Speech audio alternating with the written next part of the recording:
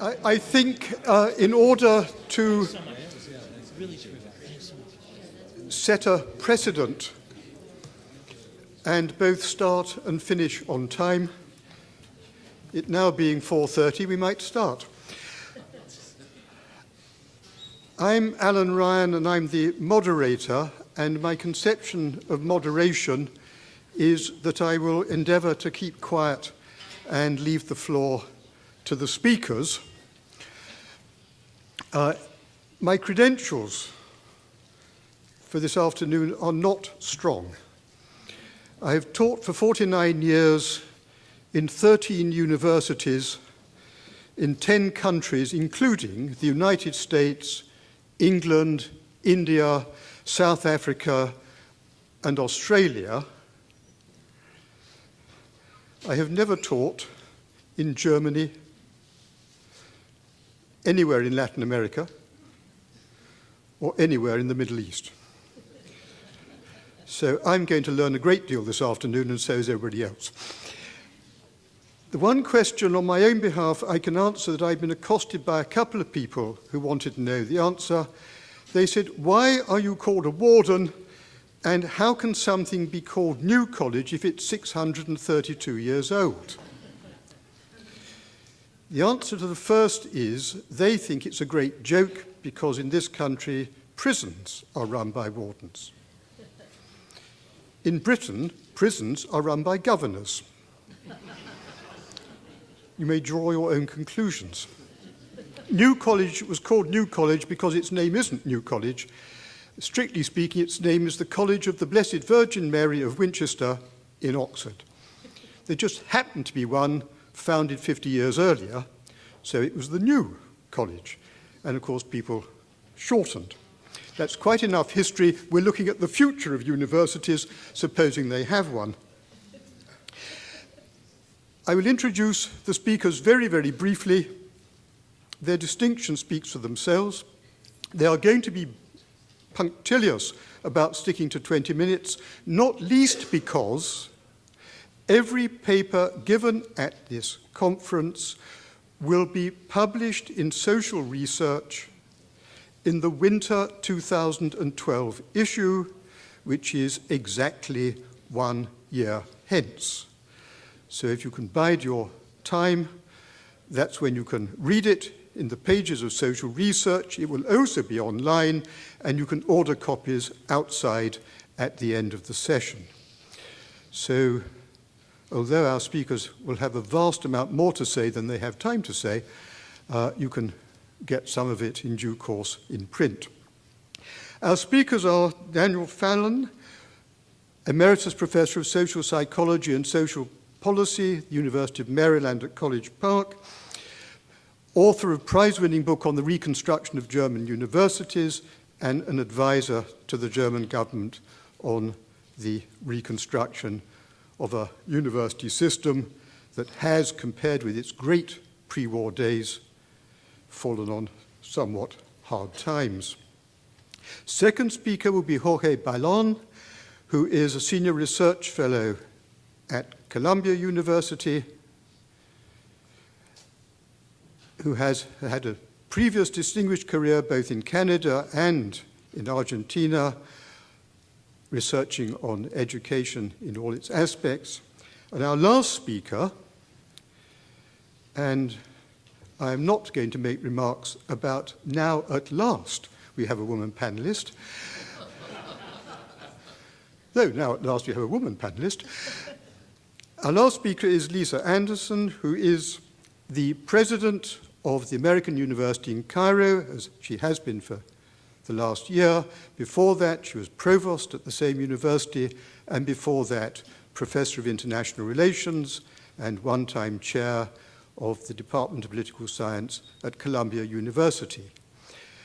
I say nothing about the dominance of this conference by people from Columbia, but coming from Princeton, you can imagine my sensations. Professor Fallon will get us started.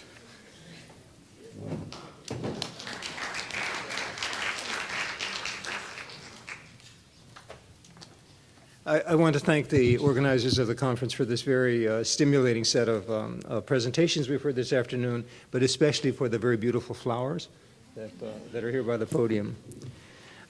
Since ancient times, educators have imagined organized societies of well-educated citizens. Today, we're closer to that dream than ever before. Democracy has led to a steady increase in the percentage of citizens who are educated. A larger ratio of well-educated citizens corresponds to what economists call an increase in human capital. More human capital has broad consequences, some of which dynamically impact the system of education itself. Increasing the density of educated persons in a society produces unforeseen effects. It changes the rules of the game for everyone. A larger proportion of educated citizens ultimately shapes the political economy, and in turn, a changing political economy affects the conditions under which citizens are educated.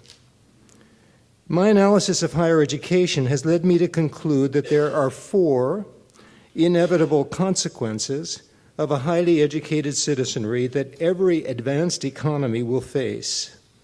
The new political economy, first, causes an increasing differentiation of role and mission of institutions within the higher education sector. Second, it forces higher education to struggle with increasing relative cost and thus produces new financing models. Third, it transcends the borders of nation states, contributing to globalization. Globalization, in turn, forces a greater standardization of academic curricula and degrees, of the kind we see today in Europe with the introduction of bachelor's and master's degrees. And finally, it stresses the value of production of human capital, bringing into play new pressures for outcome accountability. Let's look briefly at each of these factors before turning to a more general analysis. First, consider the differentiation of role and mission among post-secondary institutions. Logically, as we move into an economy that produces new wealth primarily from knowledge, information, and services, it follows that a workforce is needed with abilities along a broad spectrum of skills requiring sophisticated knowledge. To take one simple, iconic example, an automobile repair mechanic cannot successfully compete for a job today without strong knowledge of electronics, which also requires facility in mathematics at the level of elementary calculus. Therefore, higher education is stimulated to expand its traditional mission of preparing citizens for professions such as law, medicine, or business, to offering opportunities for advanced education to support a variety of knowledge-based occupations. It's valuable to distinguish the idea of higher education, which encompasses a broad range of institutions and purposes, from the idea of the university, which was originally defined in its origin in the Middle Ages by the authority to award doctoral degrees. In the United States, post-secondary education developed as a diverse, highly differentiated collection of various kinds of institutions, providing many alternatives to students at varying prices and accessibility. These features do not characterize much of Western Europe, where higher education is associated more usually with the idea of a single kind of institution, what in the U.S. today we call the research university. During the last several centuries, these European institutions principally served the elite in a class-based society. Although the need for differentiation of mission is intense in all advanced economies, it is a less pressing concern in the United States, but a major challenge for most European nations. To take one European example, in Germany, recent attention has been focused on its one most visible institution, the historic university. These are places like Heidelberg, Leipzig, or Berlin, institutions that we in the US would call research institutions or research universities. In fact, in Germany today, more than 70%, more than 70% of students in higher education are enrolled in these kinds of research universities. This pattern contrasts starkly with the United States, where about 20% of students in higher education are enrolled in research universities, and the remainder is in comprehensive four-year colleges or in two-year community colleges. Introducing differentiation of mission into a post-secondary structure that is systemically uniform is a daunting challenge. Germany has a population about a quarter of the US population in an area somewhat smaller than the size of the state of Montana, and it has more than 100 institutions called universities, each of which has the authority to offer PhD degrees. Until the most recent reform strategies were introduced, virtually all university professors in the country were on an identical pay scale with basically identical working conditions, including teaching loads. This kind of structure is not suited to the new political economy that has developed around it, and it makes it impossible for any one of these institutions to accumulate the kind of resources needed to compete on the world stage with top academic institutions. The significance of differentiation of mission in the post-secondary sector also helps us to highlight the second of the four factors I cited as consequences of the new political economy, and that is the cost of higher education to society. This is because the doctoral degree is the principal cost driver of higher education. If a university is going to award a credible PhD degree, it will need, for example, expensively equipped laboratories on campus, costly research machines, large libraries with supportive information technology infrastructure, clinical facilities for medical education and research, relatively small student-to-faculty ratios, and expensive research-capable faculty. The U.S. has been lucky in its historical development, and this is likely the principal reason for its acknowledged success in international higher education leadership. With roughly 4,000 institutions in the post-secondary sector, the United States supports only about 125 world-class research universities with broad doctoral degree granting authority. This high degree of specialization in a differentiated system allows competition and cooperation to flourish affordably, enabling the excellence that characterizes U.S. higher education. We now move to the third consequence I posited of the new political economy, the drive towards standardization. As advanced economies adjust to knowledge-based wealth generation, the need for a workforce that can move easily among nation states to meet changing demand becomes urgent. This is impossible when academic credentials are not comparable from state to state. Therefore, education ministers from the European Union member states, meeting in Bologna, Italy, in 1999, endorsed a common set of academic degrees and common academic credit system for all European nations, and defined those nations adhering to these conventions as the European higher education area. The Bologna process established a standard BA degree, typically taken in a 3-year curriculum, followed by an MA degree, typically taken in a 2-year curriculum. This standard framework was intended in part to mesh with what the Europeans called the Anglo-American degree structure. The doctoral degree was not substantially affected. Today, 49 member states have joined the European higher education area, adopting the common framework of the Bologna process. The fourth consequence I cited, resulting from the new political economy, is the political call for accountability in higher education. When higher education was the preserve of a relatively small proportion of citizens, logical and normative arguments to to support the cause of higher education were sufficient. But when the health of the political economy depends upon well-educated knowledge workers, the proportion of citizens attending post-secondary institutions is large, and the financial investment of society as a whole is at stake, then logical and normative arguments must be supplemented with empirical ones.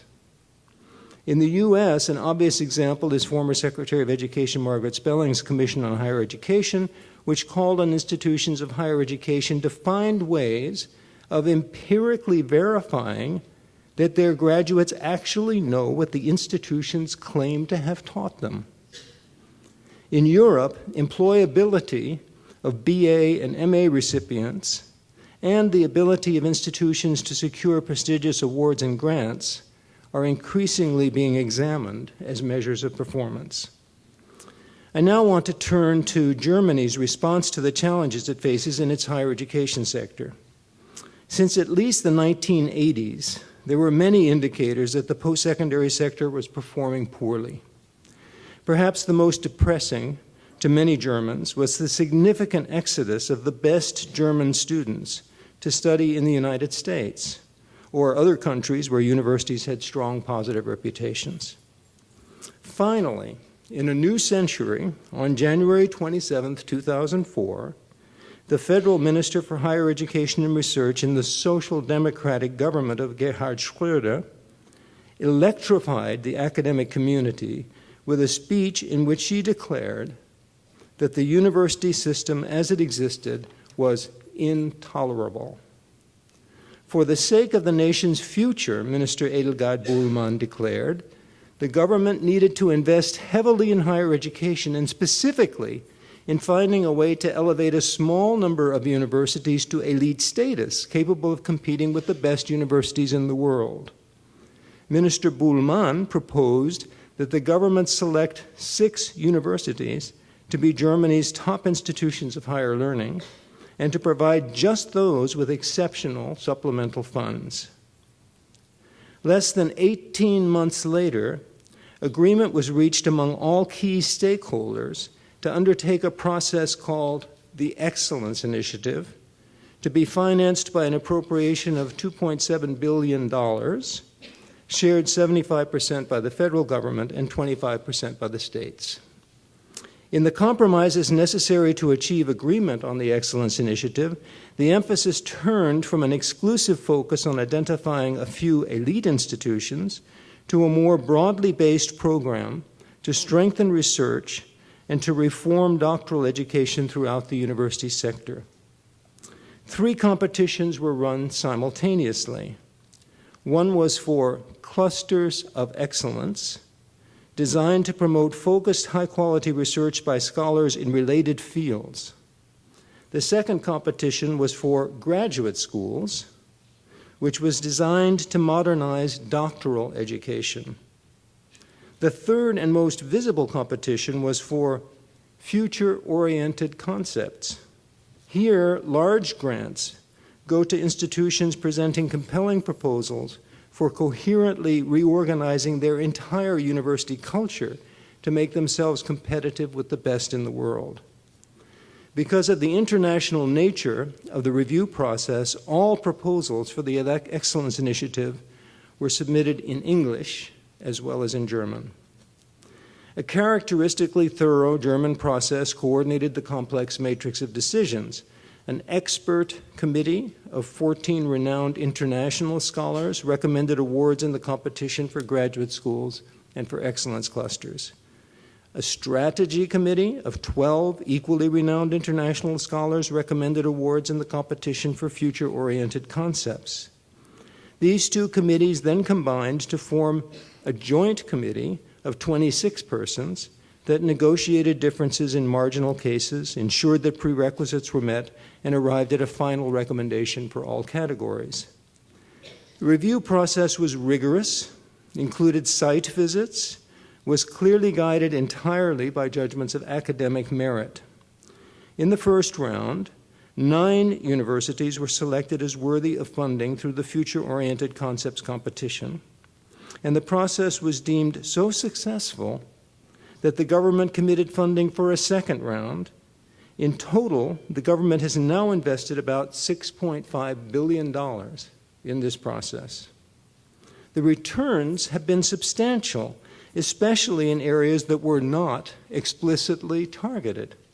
For example, the myth among German academics that all universities were alike has collapsed. A clear differentiation among institutions has taken shape, accompanied by differences in salaries and working conditions. Another such example is that the reliance on prominent international scholars as evaluators has enhanced the reputation of German academic culture. External review confirmed that German scholarship is very strong and universities are generally performing well despite tremendous obstacles. The German Excellence Initiative is perhaps the premier effort in Europe to reshape post-secondary education, but similar efforts are underway in other European nations. Denmark, for example, merged many of its universities with established research centers and reduced its number of designated research universities to just 5. France is targeting funding to improve the stature of the University of Paris. The amount of change in the higher education landscape in Europe in just the past decade can be described as revolutionary. Nonetheless, although a framework of ideals is in place, it is still a long way from being realized. To cite one example, language remains a problem for students and faculty who seek to move within Europe. There is a pretense in most universities that the world's official second language, broken English, can be used as the language of instruction to bridge these difficulties. But sure command of a language is essential to any serious academic enterprise. Dilemmas like this mirror efforts to seek European unity through a common currency. All parties seek the advantages of trade and commerce that come with a common currency, but no nation is prepared to give up its national sovereignty over fiscal policy, just as universities cannot give up their national languages. Similarly, the reluctance of scholars to abandon ancient traditions and embrace new norms keeps a steady brake on progress. Although forward momentum is clear and inevitable, the pace of change is rather slow. The challenges propelling European higher education towards radical and fundamental reform are the result of a new political economy that we can welcome. We are seeing the emergence of a more highly educated population that is shaping a new knowledge landscape and a new set of relationships among nation states. These developments will inevitably bring about greater cooperation and more intense competition among academic institutions worldwide. Some of our adaptation to this dynamically changing environment will be painful, and some consequences to society will likely be negative. We can and should hope, however, that an emerging knowledge-based economy will promote greater social integration, reduce the likelihood of catastrophic warfare, promote innovation, and ultimately raise the quality of life for humankind. Thank you.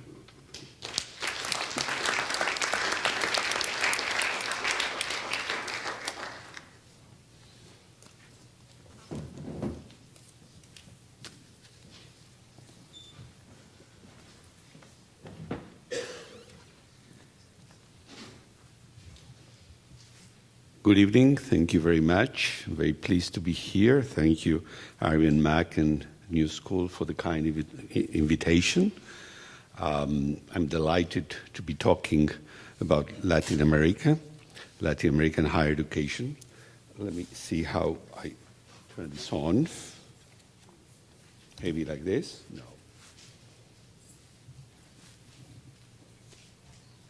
How we connect? Oh, it's there. I'll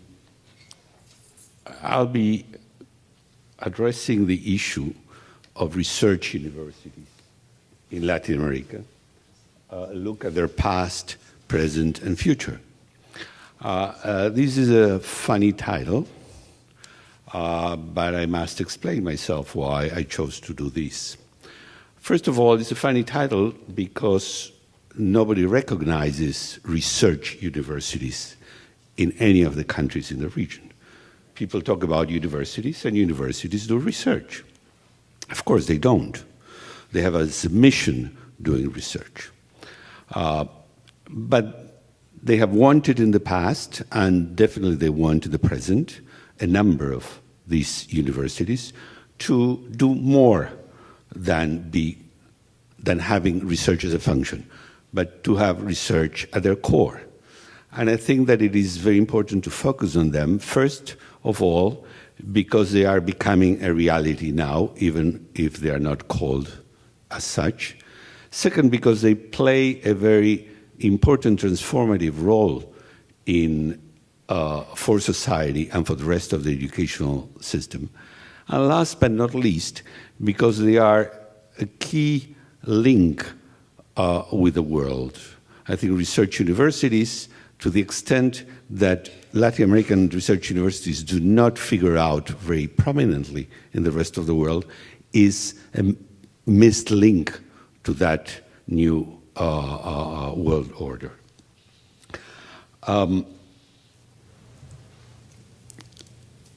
I'll be looking at the future, but I was inspired by T.S. Eliot because looks at the future always from some kind of present, and that kind of present is embedded in some notion of the past, and we move back and forward. And the idea of my presentation is that this is a peculiar present, a peculiar moment in the history of Latin America, and I'll explain in a minute why, but that we have to have a sense that at least for the last century, there have been many attempts to build research universities in the region. Here are some landmarks, and I'm not going to go into the details of them, but I would like to mention at least some of their features.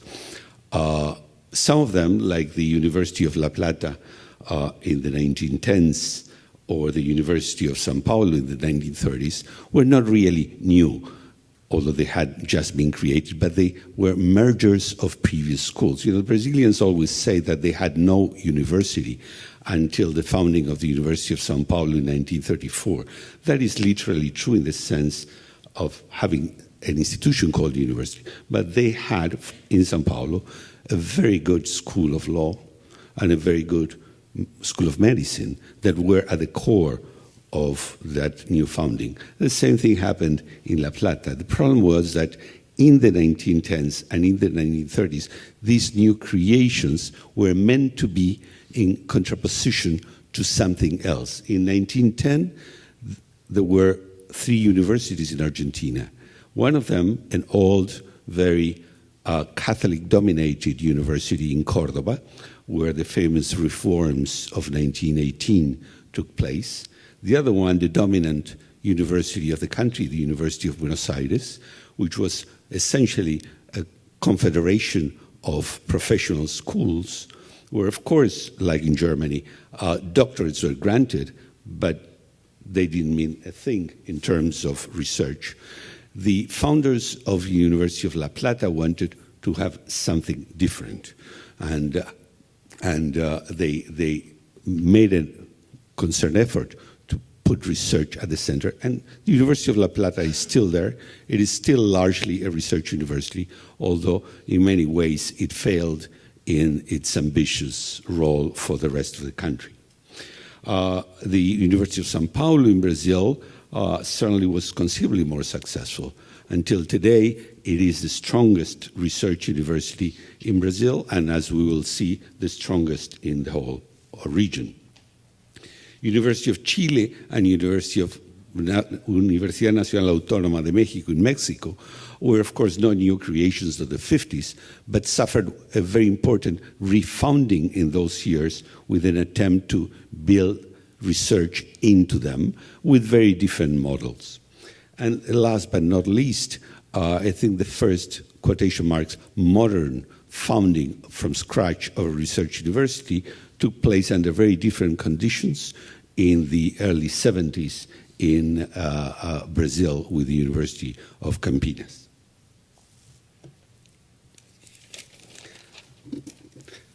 I would like to argue that we are at a very particular moment for research universities, or for that matter, a very particular moment in Latin America that very often escapes the view of the non-specialized observer.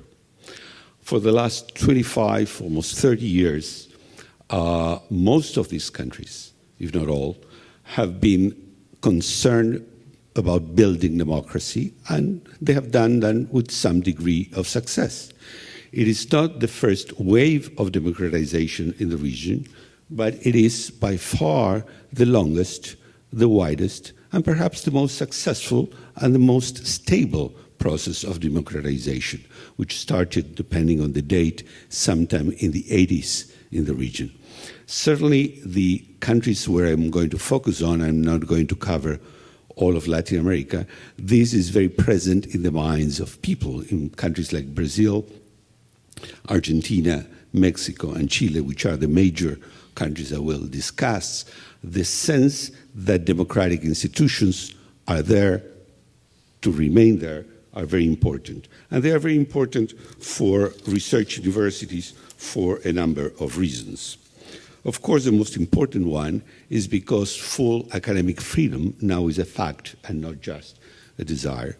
Second, very important, is because universities are not any longer so much engaged in fighting for democracy. Democracy, with many failures, is there, with or without student mobilization.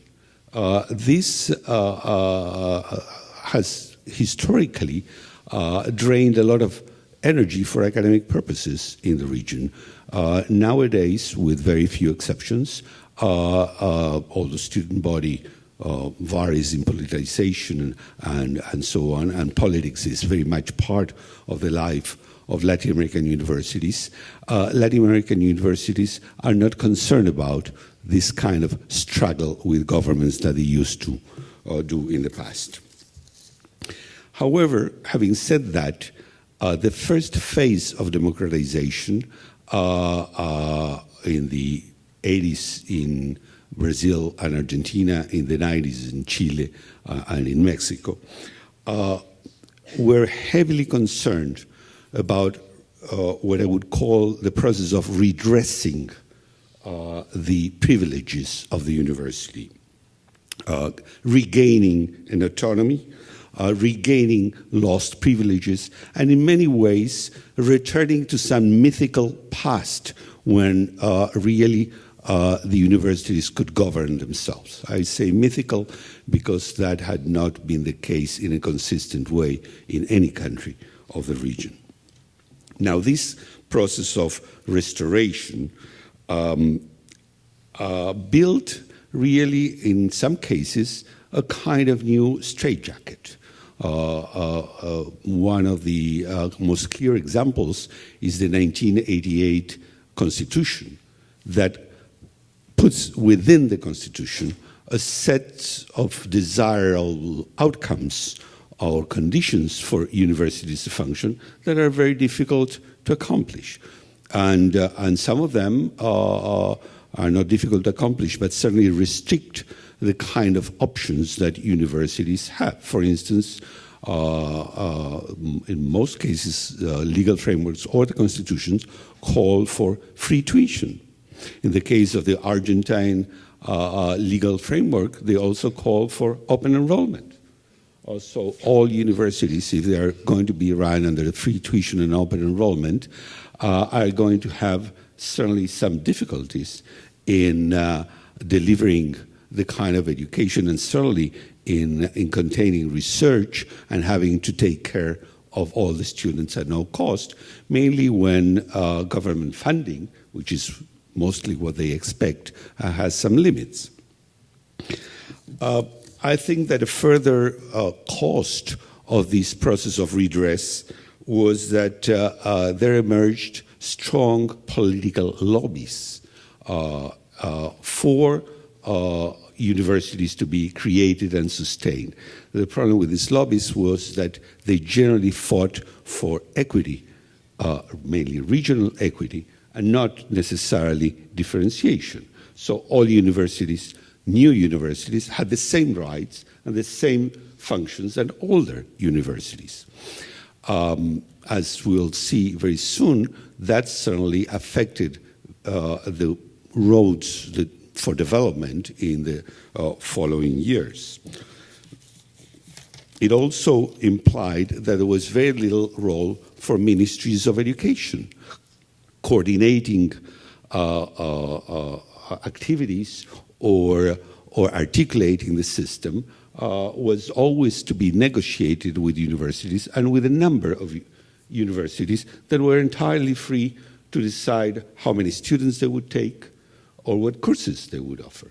Of course, if they would exercise that freedom to their limit, they would do that without any money, which very often happened with the logical deterioration of quality. So in the 1990s, there were, however, a number of countries, so most of them, engaged in so-called neoliberal reforms, some attempts to from governments to intervene in the system without actually with this kind of straitjackets, and some of them were more successful than others. Most likely, the most successful one was Chile, partially because those reforms had been already established by the previous authoritarian regime and were not lifted by the new elected authorities in the 1990s. Another important element of the context is that we are facing a new and different sustained phase of economic growth. The last 2 decades, with some exceptions here and there, have been quite favorable for the Latin American economies. They have grown on the average at 3.54% a year. They are still growing. Maybe next year is not going to be good, but certainly the last few years, in spite of the financial crisis, most governments see their fiscal balance quite there. They have had money, and they have spent considerably more money in education and in research. So this is a good time, but at the same time, the problem of how to use it, and mainly how much that could go to certain kind of institutions, has always been discussed. Another feature of the current economic situation is relative price stability. I mean, we do have some inflation here and there, and for American standards or US standards, it may be too high, but certainly for Latin American standards, it's a long period of relative stability. It is terribly important for universities because that means they know what the budget will actually mean. In the 1980s or early 1990s, when I was working in Argentine universities and with the Ministry of Education, the main goal of any kind of university was to get their money on time. Because if the money was coming 1 or 2 months later, they would lose maybe 10 or 15% of the money. So some kind of monetary stability is very important. And also because when you have high inflation in Latin America, that has been the key element, where the key field for redistributed fights. So the faculty as salaried people, would be engaged as part of a broader system of fighting for their life.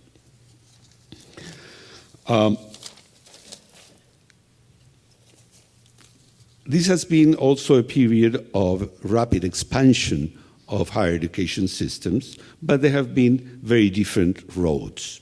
On the average, we have now about 40% participation rates. They don't mean much as an average, and you have to scratch the figures, but I'm not going to bore you with that. An interesting factor is that throughout the region, the private sector has grown very rapidly. Today, about 50% of enrollment is taken care by private providers, but there's a huge range from the maximum of about 75% in Chile and Brazil. 3 out of 4 students are enrolled in private sectors, including for-profits, to a low of 10% in Uruguay or 0% in Cuba. Within this kind of broad picture, I would say there have been essentially 2 different roads to achieve mass participation in the region. One of them has been the fast expansion of public sector enrollments, mainly with free tuition. And that has been the case of Argentina and Mexico. Both of them have between 70 and 80% of total enrollment, mainly in the university. I'm talking about universities in the public sector, and a private sector, which is sometimes getting to be more dynamic, but still takes care of a sizable minority. The important feature of this road to mass enrollment is that the governments, mainly the central governments, in the case of Argentina, in the case of Mexico, more equilibrated with provincial governments, have kept increasing the number of institutions and in many ways losing control of those institutions to the extent that new institutions have the same rights and privileges than the old.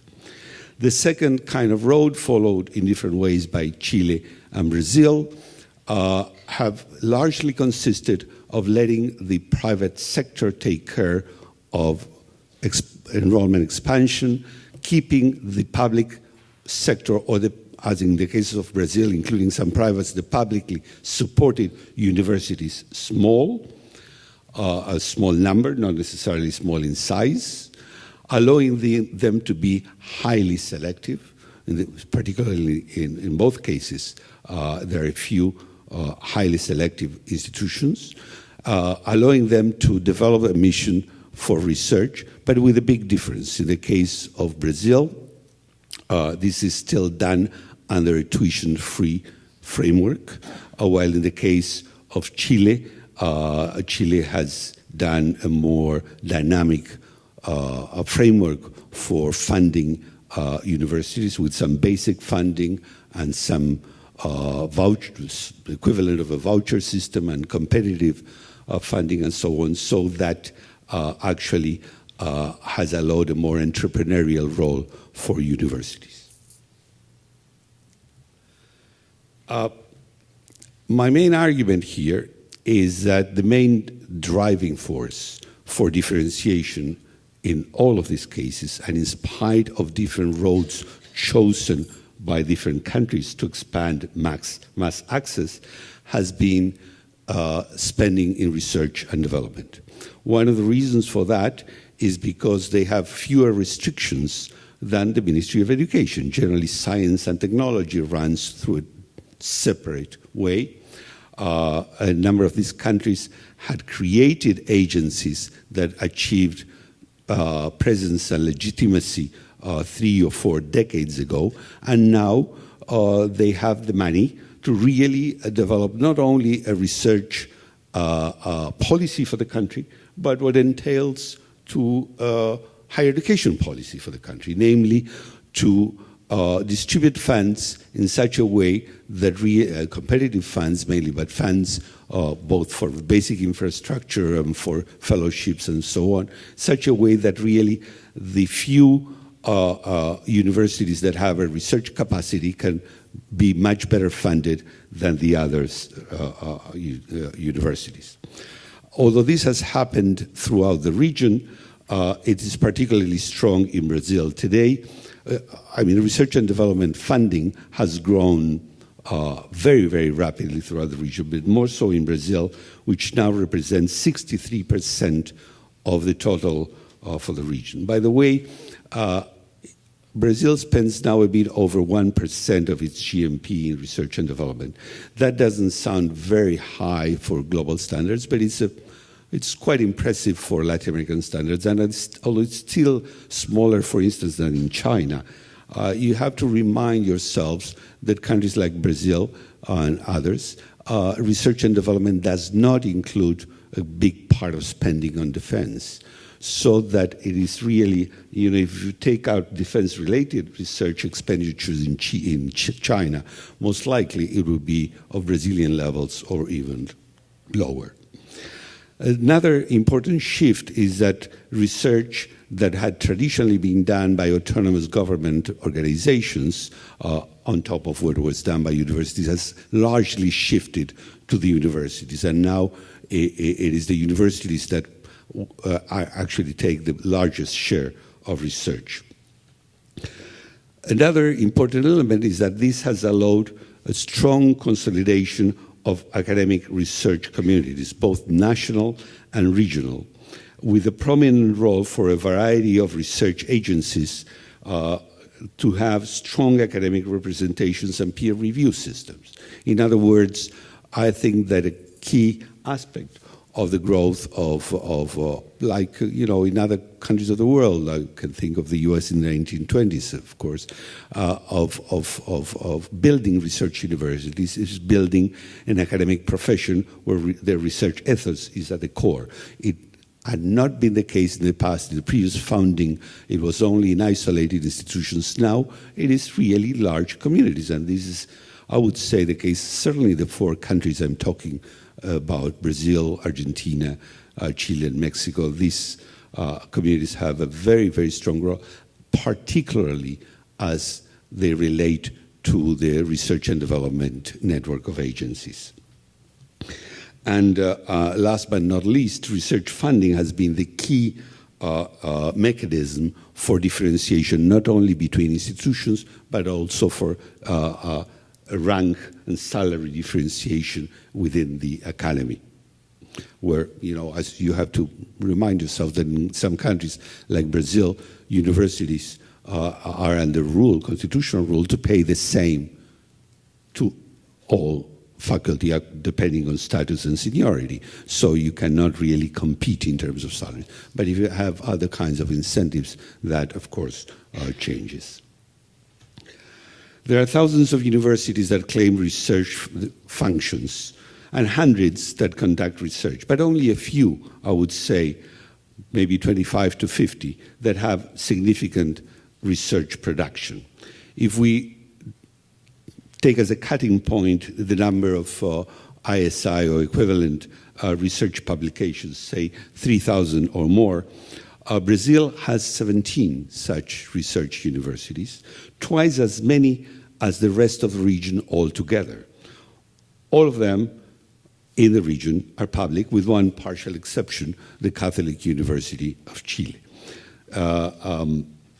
Yet, as I said, there is lack of formal differentiation, and what is very serious, I would say, very low international visibility, because very few of them, for a number of reasons I will not go into, are not well ranked in the so-called league tables, because student and faculty mobility is very limited, mainly international mobility.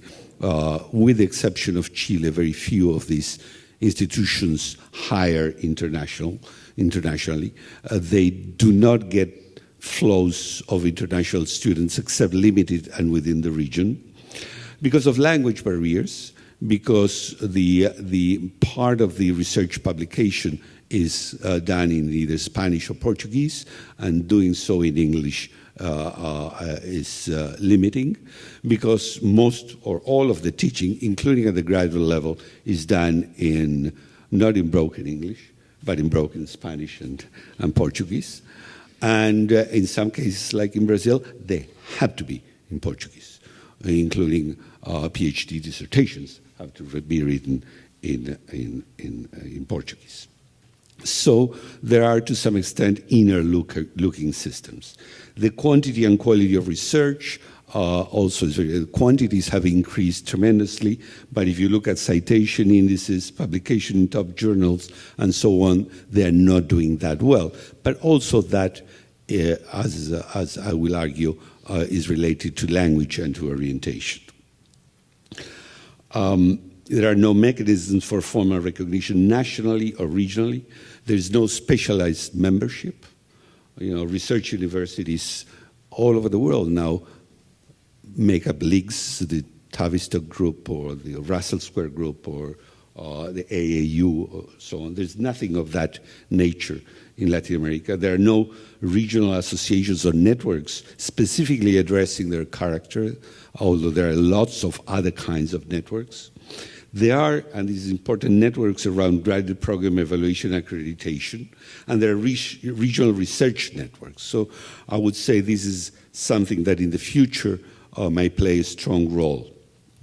This is simply for the fun of it. I don't believe very much in league tables, but now there are Latin American league tables done by some of the international ones. And you can entertain yourselves with this 10 top listed. I think that one of the interesting things is that some of them, like Católica de Chile and Universidad de Chile, have done very well in promoting themselves. They are not that strong in research, but certainly they're a very good university, but certainly they have achieved visibility, the same as the couple of Colombian institutions, like while University of Buenos Aires is a very traditional university with really a sizable amount of research, but huge, has simply poor reputation, most likely well-gained poor reputation. This I can skip. Let me spend the last few minutes on Brazil as a new global player in research and higher education. It has almost 12% annual growth rate in research publications between 1996 and 2009. And it's a faster growth within, I should have said not public universities, but federal universities. Traditionally it's the universities of the state of Sao Paulo that have weighted. Now the government has in many ways favored the spread of these, and the others are largely federal universities. There is still high concentration of PhD granting capacity by institutions and regions, but there's a recent trend towards decentralization. So you have more centers of advanced study and doctoral training. Brazil produces around 12,000 PhDs a year, about 50,000 MAs a year, with quality controls and centralized funding. And quality control and funding go in the same agency. That is very powerful mechanism. There's fast growth in PhD production in all areas of knowledge. And this is mixed picture, but there's still high concentration of PhD employment in the education sector, about 80%, although it is slightly increasing in industry, and that's a problem we'll discuss. If you look at these figures very rapidly, the blue lines tell you what percentage of the Latin American scientific production as measured by number of documents is done by Brazil. It has jumped from around less than 40% by 1985 to about 55% today. The red line tells you the absolute number of publications that has gone from less than 5,000 to almost 50,000 in this period. And the little blue line in the bottom is very important, is the percentage the Brazilian production represents of global scientific production, which is now about 2.7%. Here you have another way of looking at that. You have the average growth of of Brazil and the world in number of publications between 1981 and 2009 and 2008.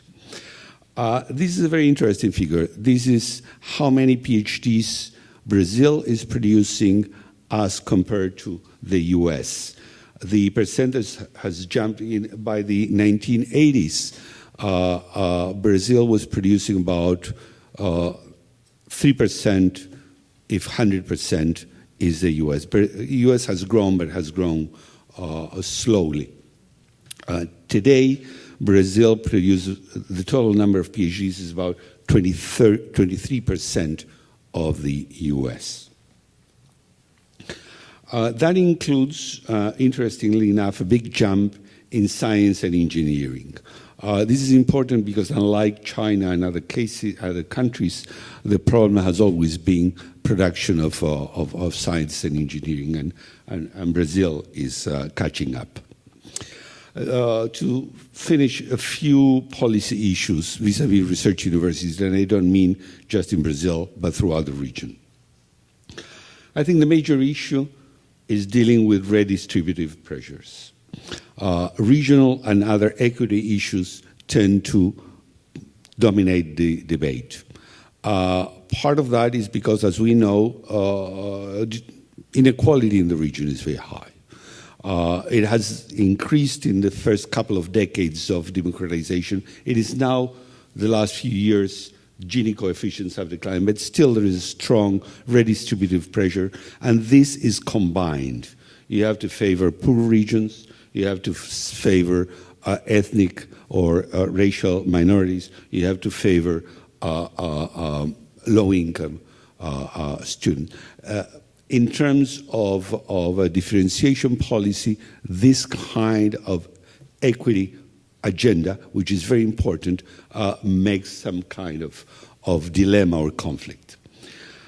Second, and related to that, there is desperate need for recognition of difference, recognition symbolic and real.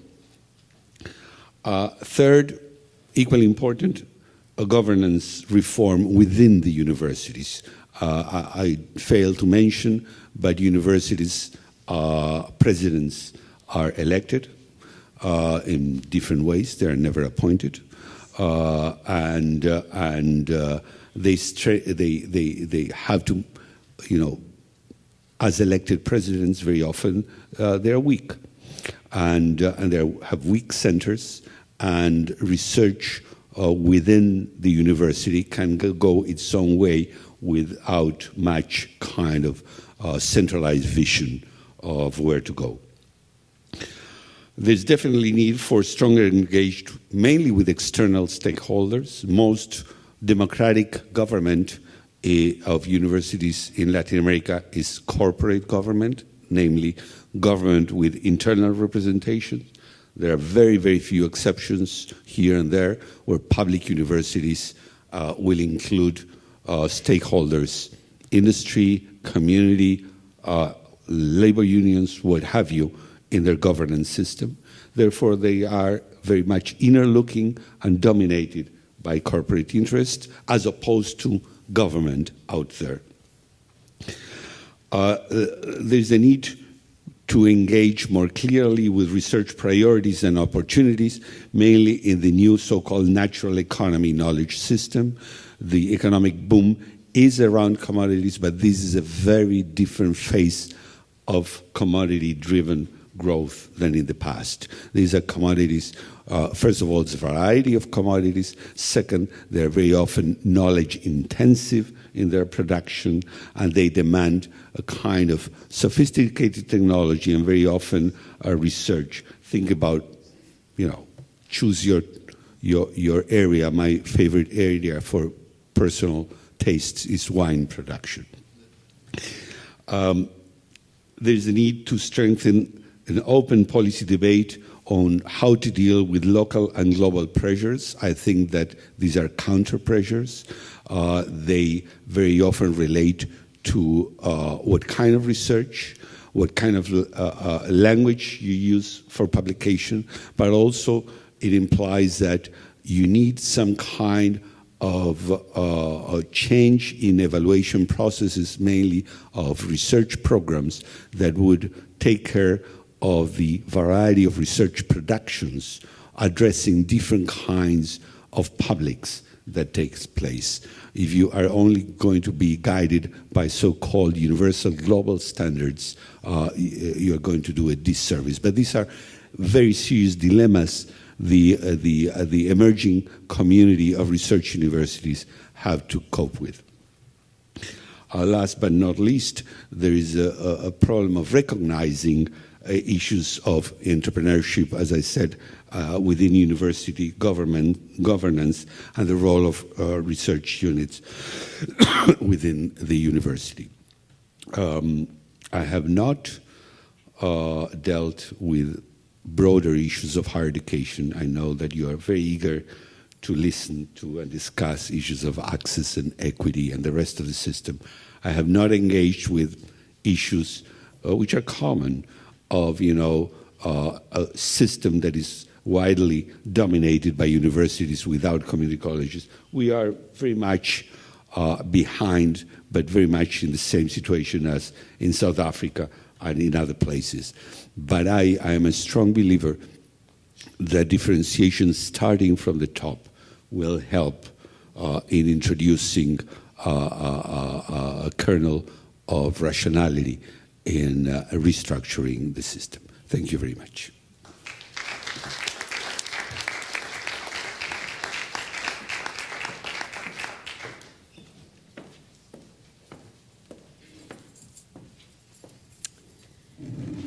I'm delighted to be here and delighted that if there's only going to be one woman on the program, it's someone who works and lives in the Arab world. I'm also aware that I stand between you and the weekend, and I will be as quick as possible. And I'm going to leave this PowerPoint up because I don't know how to turn it off.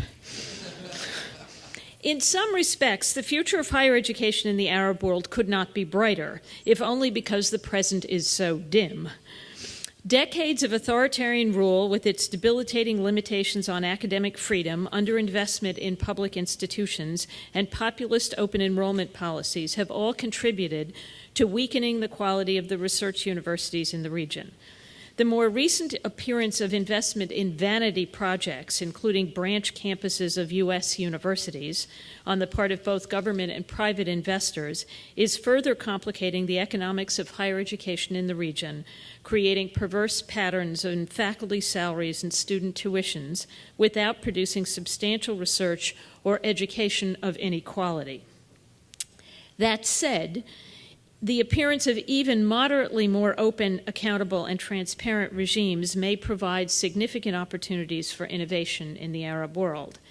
This region, with its very high proportion of technologically savvy young people, may see real creativity and imagination devoted to how high-quality education can be delivered and world-class research conducted in the 21st century world of digital communication, online global classrooms, and networked research collaborations. Just as mobile telephony has permitted leapfrogging the industrial world's dependence on the cumbersome physical infrastructure of landline-based communications in much of this region, the new media may allow building research universities that are less dependent on the bricks and mortar and on the institutional design of the now dominant but increasingly contested North American and European institutions. In exploring these issues, most of my examples and references will be from Egypt, where, of course, I live and work. But there's a measure of justification in this. Egypt enrolls well over half the PhD students in the Arab world, nearly half the master's level students, and well over 1 million undergraduates. I will also refer occasionally to the American University in Cairo, and so a word about it.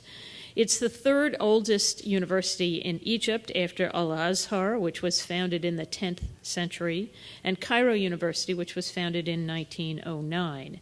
AUC was established in 1919, and it now has 2 campuses, one on the iconic Tahrir Square, and a new purpose-built campus in suburban Cairo, and it has 6,800 students. Obviously, this represents only a tiny fraction of Egyptian university students, but many are from the country's elite, both social and intellectual, and the university's students, faculty, and alumni are disproportionately visible in positions of influence within and beyond the country. In the 1960s, Egypt, like most of the countries of the Middle East, was seized with an impulse common in many developing countries to open university doors to anyone who passed the requisite national exam. University education was to be free, at least to the students.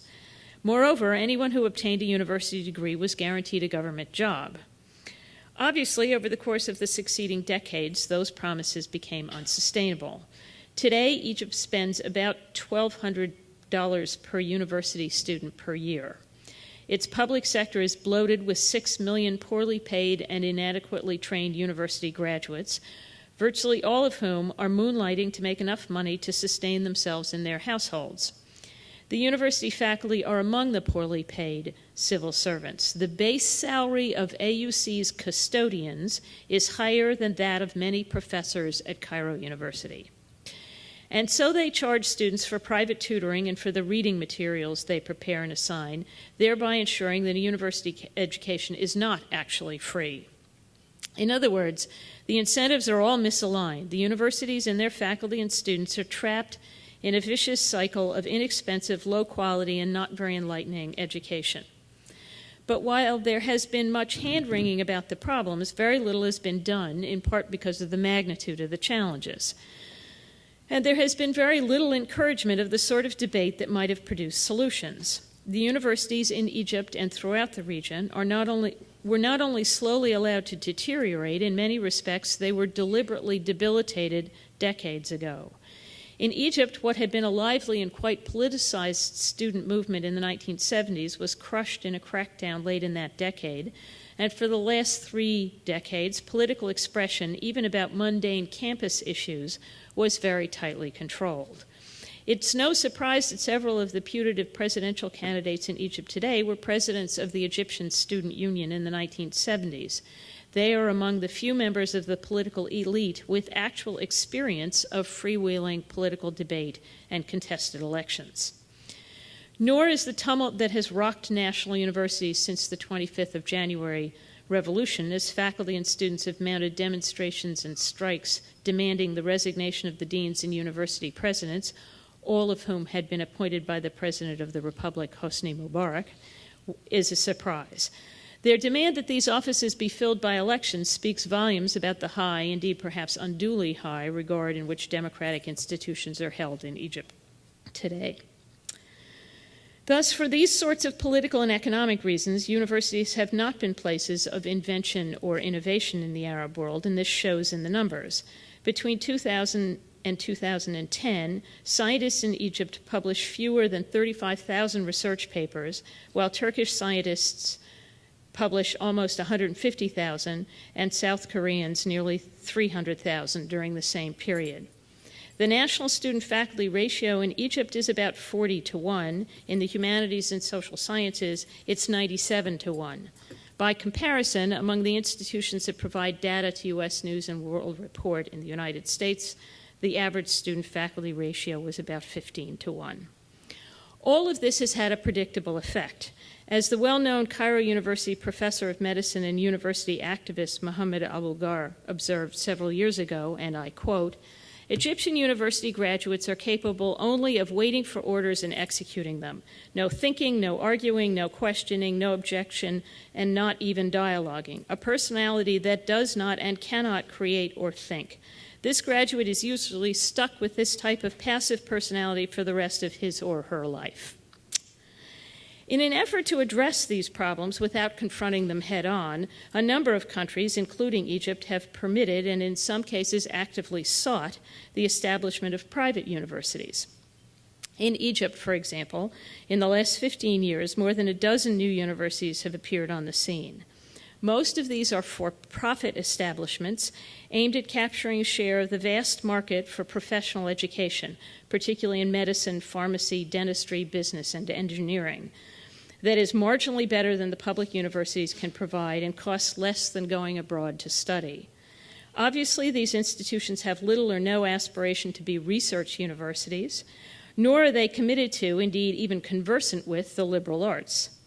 While the better of them may relieve the enormous pressure on the public sector higher education by expanding the available places for ambitious students of some means, they are unlikely to be engines of innovation. The establishment of branch campuses of American and to a lesser extent European and Australian universities, particularly in the Gulf, including the programs of Carnegie Mellon's engineering program, Cornell's medical school, Georgetown's School of Foreign Service, and others in Qatar's Education City and its more recent evolution, to NYU's branch campus in Abu Dhabi, and the ambitious investment in Saudi Arabia in initiatives like the King Abdullah University of Science and Technology, known as KAUST, would all seem to be promising signs of international investment in improving the quality of education and research in the region. Yet what are, in fact, largely governmental vanity projects further complicate the economics and politics of higher education in the Arab world, complicating rather than promoting the development and sustaining of regional research networks. Most of the anxiety that has attended the development of branch campuses in the United States has reflected concerns about their capacity to sustain American-style standards of free expression and labor rights in contexts in which these standards are neither met nor typically even recognized. As the president of an institution where 3 American study abroad students were recently deported for joining violent protests against the government, an extreme example of the temptations students will face in these contexts, I do not think the vexing political issues that attend free expression in non-democratic contexts can be avoided or even fudged.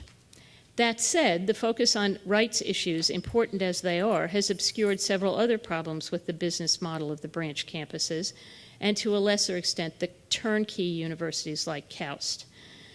There is as yet little evidence that these initiatives can catalyze genuine research development, while there are troubling indications that they are both economically unsustainable and, most damaging, potentially detrimental to the development of robust research and education in the region more broadly. Most of the Gulf institutions find that they cannot even meet the even modest quotas of local students they are expected to enroll because the populations they are designed to serve are so small. Qatar's nationals constitute less than 200,000 people, for example. International enrollments are often depressed since families willing to send their children away to study at all are as likely to enroll them in schools in Cairo, London, or Toronto as Doha, unless, as is the case at NYU's Abu Dhabi campus, all students are provided not only with full tuition, but a substantial stipend. Presumably, there is nothing wrong with encouraging oil-rich countries to spend some of their wealth educating the next generation of the world. But the students at NYU Abu Dhabi, for example, 300 of the world's most extraordinary young men and women who come from 70 countries, according to the Vice Chancellor, is little different from the 500 or so fee-paying students from more than 90 countries who enroll every year at Columbia University's School of International and Public Affairs, except that they are younger. Columbia's is a graduate program, and they do not profit from being a subway ride away from the United Nations or Soho or Wall Street or Harlem or any of the other great places in this city. Both groups benefit enormously from exposure to each other. The Columbia students also, however, enjoy exposure to one of the most authentically international cities in the world, as well as to a world-class faculty. And it is, in fact, the faculty that is the Achilles heel of these initiatives. It is difficult to integrate faculty and campuses abroad into the faculty cultures and conventions of the home campus, and all branch campuses struggle with questions about the status of their faculty. Are they eligible for tenure? If so, what prevents them from requesting relocation to the home campus should they be tenured? If they are not eligible, what ensures that they meet the same standards as their home campus colleagues? How do institutions built by faculty seconded from elsewhere, whether home campuses or from other institutions, as is the case with KAUST, create and sustain a core of permanent, high-quality, and dedicated teachers and researchers? If these problems were not enough, some of the solutions that are beginning to develop, such as recruiting faculty regionally, are creating substantial market distortions in the area. Many of the faculty of the branch campuses of the Gulf are essentially intellectual migrant workers, recruited by the promise of high salaries from regional institutions that cannot compete on money. A case in point, NYU Abu Dhabi recently offered a faculty member at AUC a salary and benefits package 4 times what he receives in Cairo. And, as we have seen, AUC faculty are easily the best compensated in Egypt. If the branch campuses build their faculties by cherry-picking the most talented faculty out of regional institutions, they will be complicit in accelerating a brain drain that has already deeply damaged higher education throughout the region, eviscerating local institutions and weakening local research communities. In this bleak and forbidding context, are there any causes for optimism? I actually think there are. There are likely to be opportunities for innovation in the Arab world as a result of even moderately more open, accountable, and transparent regimes as a result of the Arab Spring. As I have suggested, this region, with its very high proportion of technologically savvy young people, may see real creativity and imagination devoted to how high-quality education can be delivered. This project, fostering the creativity of the next generation of young people so that they themselves can contribute to the revitalization of higher education in the region, will not be for the faint-hearted. It will require stamina, commitment, and far more sensitivity to local conditions than the proponents of the quick-fix branch campuses or turnkey universities have thus far exhibited. It is, however, a very important project, one with lasting impact. How will it happen? In the present circumstances, as the final trajectory and reach of the Arab uprising is still uncertain, it is difficult, if not impossible, to trace an exact path. But there are several features that are coming into focus. First, let us recall that much of what universities everywhere do is essentially trade in information. As an institution, the university was designed to both utilize and transcend information scarcities and asymmetries. The university collects and transmits the accumulating wisdom of the past and periodically discovers new knowledge, which is duly stored in its great libraries for transmission to future generations. This gathering and conveying of knowledge in society and across generations has been a venerable and important role, and society's respect for men and women of learning reflected that estimation. But of course, as we heard this morning, and as we know, today information is no longer a scarce resource.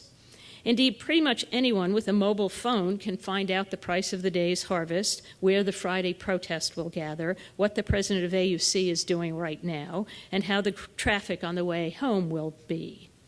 Ordinary people do not need facilitators, gatherers, aggregators, interpreters, analysts, or, let's face it, professors, at least as we historically interpreted our role and purpose. What was once a necessity, someone to gather scarce facts, weave a plausible story about how they are related, and use that story to explain and interpret the world, has become at best a luxury, at worst a nuisance. Today, collecting information is the job of computers and algorithms, and compiling it into knowledge, that is, plausible, perhaps true stories about the world, is within reach of virtually anyone with an internet connection. Facts, or what pass for facts, are hardly a scarce resource, and everyone is equally capable of relating them together in some way, sharing the resulting interpretation of the world with millions of other people, and acting together with like-minded people in their neighborhood or across the globe.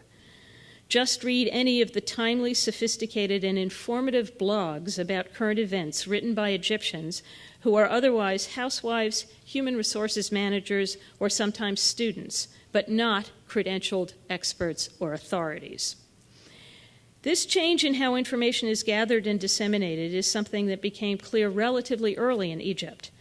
The government there was cracking down on bloggers long before most Americans even knew what a blog was. In part, this is because of the astonishing growth of mobile telephony in Egypt. Today, there are 73 million mobile phones in a country of 83 million people. And the associated eagerness and enthusiasm with which young people have embraced the new information technologies is palpable. What is true in Egypt is true, however, everywhere. Users of these technologies are less reliant on and less deferential to conventional authorities of all kinds. This means that students, even students in high-priced, well-appointed universities in the United States, are less and less reliant on their faculty. Thus, I think the young people of Egypt have actually revealed something profoundly important about the nature of knowledge, education, learning, and authority in the 21st century. What appeared to be a revolt against authoritarianism is also in important ways a revolt against increasingly anachronistic conceptions of authority itself. 2011 has seen new anti-authoritarian social organization take on a strength and energy entirely unexpected and often misunderstood by the establishments against which they are raising their voices. This has clear implications for the relationship between governments and their citizens, businesses and their customers, newspapers and their readers. It also has important implications for universities. The once bright lines dividing the credentialed authorities in universities, the professoriate, with their scholarly articles and books, and professionals in think tanks with their policy memos and op-ed pieces, and amateur activists on Facebook with their blogs and tweets are increasingly blurred. When political scientists assign essays written by students in their own class as authoritative interpretations of contemporary politics, as happened in classes at the American University in Cairo in the spring of 2011, the students in question were also political activists and bloggers, the upending of relations of knowledge and authority in the classroom is virtually complete. The youth of today, who are the first generation to have mastered, indeed to have developed and disseminated technologies they were not taught to use by their elders, do not have much regard for the institutional hierarchies that shaped the lives of older generations even a couple of decades ago. A quick illustration from close to home, and here I begin to end. In August of this year, the AUC student union leaders hosted student leaders from across Egypt in a conference to reestablish the long-suspended Egyptian Student Union. AUC was subsequently elected to the executive board of the ESU. This is an indication of how dramatically the landscape in Egypt is changing. Until this year, the only independent elected student government in Egypt was at AUC. And in many ways, students across the country look to their counterparts at AUC for guidance in the new, freer Egypt. Unlike Mohammed al-Bulghar's passive and obedient students, AUCs have always been taught the signal importance of critical thinking and civic engagement. And it is for this reason that AUC students, faculty, and alumni have been disproportionately visible in the revolution of the 25th of January and its aftermath. This outreach to the National Student Union contributed to student activism on the AUC campus as the semester got underway. AUC students could hardly be seen as models to other students if they seemed to be complacent about concerns at their home university. And we saw several weeks of tumultuous protests at the start of the semester. Unlike our counterparts elsewhere in the country, we did not call the police onto the campus, nor did we expel the protesters, as two of the private universities did when they faced similar calls for more transparency and lower tuitions. In fact, since we were already running a budget deficit, we did not decrease tuition, but we did invite the students to join governance committees, to examine our budget, and to propose reforms in how we allocate our resources. Thus far, the results have been modest but very gratifying. New proposals for how we might streamline our transportation services, equip our workers, enhance campus sustainability, and simplify registration have all reflected serious and continued engagement by students, many of whom, of course, have also been taken up with the country's continuing political turmoil. Today, to the astonishment of my son, who is a college student here in the United States, many of the student activists at AUC are Facebook friends with their university president. And their preoccupation, from pop stars to political parties, from soccer victories to social justice, are mine as well. Among the great boons of this is my window onto their peer learning, their community engagement, their time management. No, they do not register for 8 o'clock classes every morning, but they will post recommendations of things to read about the elections for each other at the crack of dawn. They are eager to learn, and they don't think we can prevent them from doing it. Note what I just said. Many students increasingly see faculty not as facilitating but impeding learning, that they are out of touch, slow, invested in hierarchy, and unimaginative. Does this herald a wholesale redesign of what it means to be a university in the 21st century? Probably not. Academics are, after all, in fact, creatures of habit, slow to change, and rightly skeptical of faddish proposals. We are also, however, restless and hard to satisfy, committed by temperament and training to teaching and learning, discovery and invention, and today, in the Arab world at least, a willingness to listen to those who want to learn and to experiment with how to do it is likely to unleash enormous energy and intelligence and is a cause for considerable optimism. Thank you.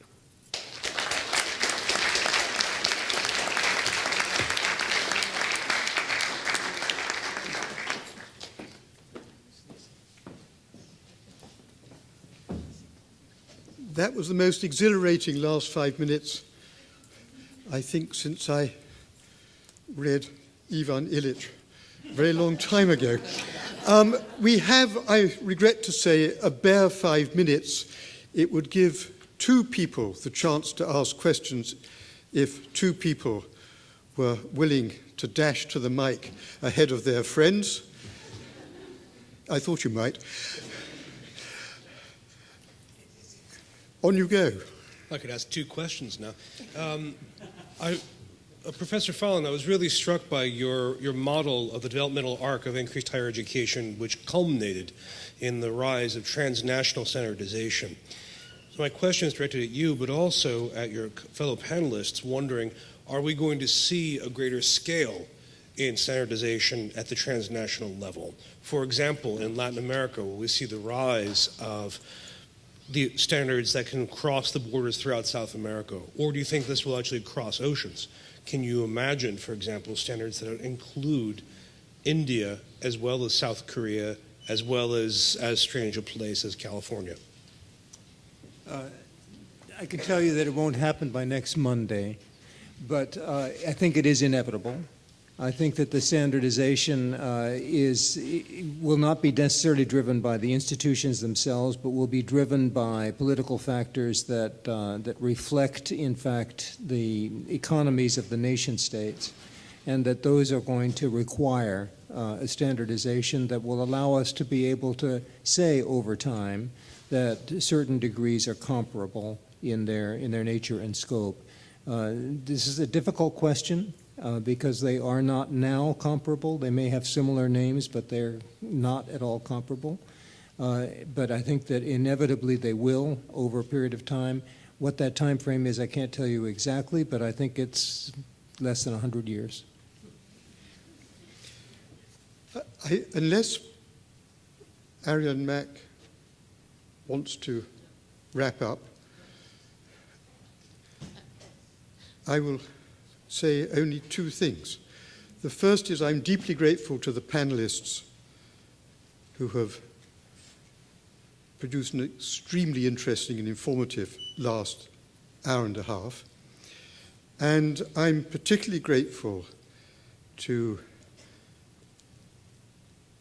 what I learnt last night, due to the way in which Arabic employs given names and family names, we are to call President Lisa, for actually opening up a vision of something I desperately hope somebody might, because we have been very preoccupied, not with the university of 20 years hence, but the university we actually inhabit at this very moment. And what was tremendously exhilarating, I thought, about the last 5 minutes of President Lisa's vision of the world was just the picture of a university without walls. If we can have médecins sans frontières, surely we can have universités sans frontières. Learning is, after all, a human activity, not particularly confined to one institution. The dominance of a particular model of how to do it that's gone on for the last 50 years has probably gone on for quite long enough. And I think to end on this exhilarating note, which is, so to speak, get out there and make as much human knowledge your own as you can, using whatever technological tricks you may have. I'd like to think that occasionally the young could use the old to help a bit. But anyway, it's very much, as it were, do it yourself, get out there and enjoy it. And if that's not a good note to end on, I can't imagine what would be. So thank you, Arian, for laying it on. Thank you, everybody else, for doing it.